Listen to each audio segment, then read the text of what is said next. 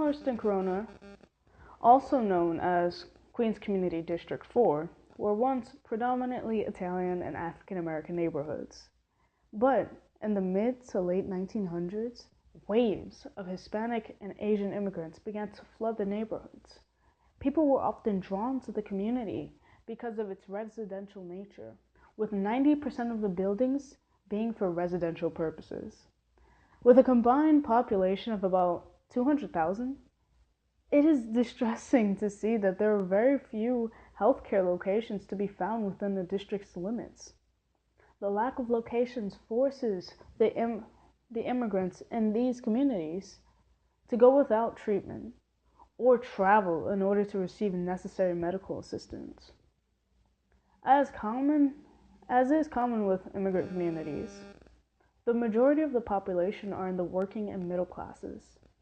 Since many of the immigrants are foreign-born, with 53% of them having limited English proficiency, they are often uneducated and work for wages insufficient to support their families.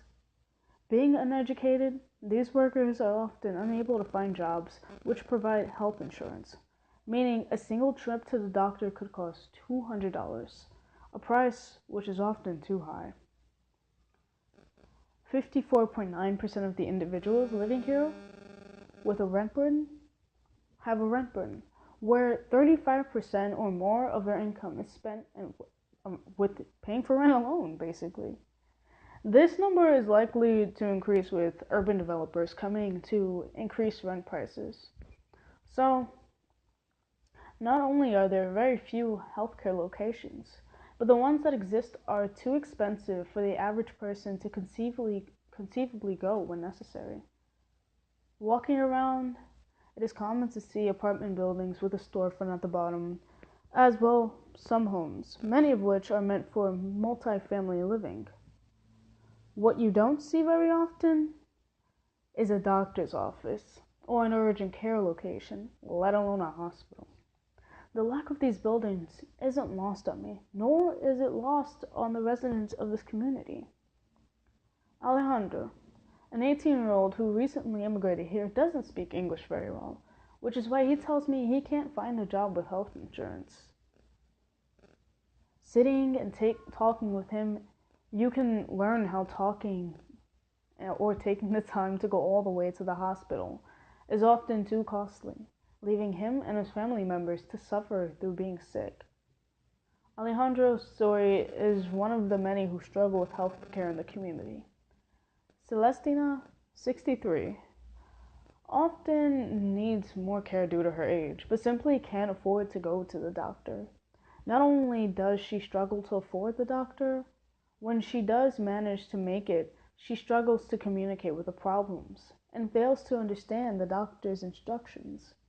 While Spanish-speaking doctors are often becoming more common, many aren't fluent and aren't always available due to lack of funding. For many, it is necessary to bring someone, often a son or a daughter, to translate for the doctor, as is seen in Darren's case. At 23, he must often accompany his aging parents when they need medical care, so he can help translate and diminish one of the barriers to access. Darian was the only person I interviewed whose job afforded him health insurance, but he still takes the issue with the lack of locations for him to receive necessary medical care.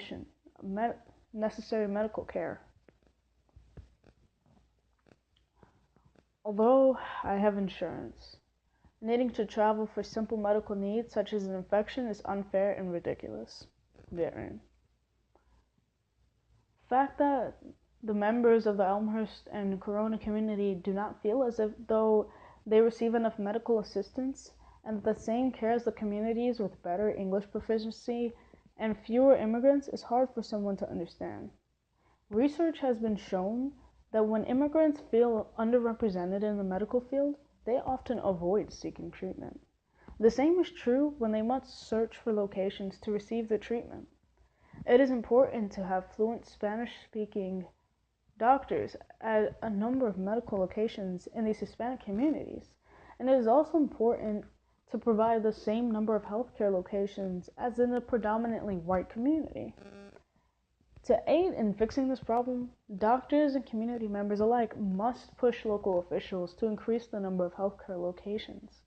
They must also focus on creating affordable healthcare for all individuals, regardless of ethnicity and social status.